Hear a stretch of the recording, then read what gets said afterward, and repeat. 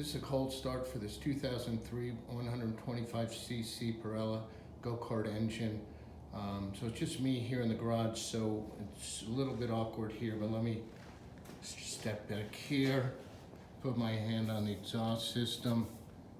Everything's cool on the motor. Now I did prime the fuel line from the gas tank. So there's fuel in the fuel line. Again, sorry it's a little bit awkward. It's a little bit noisy as well.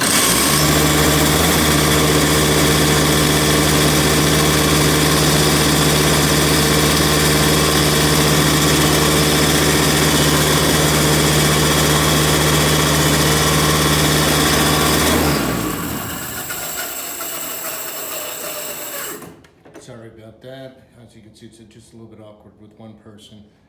I had to keep my hand on the foot pedal to keep it revving.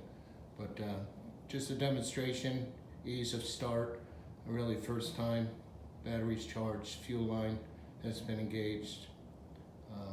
Any questions, feel free to post.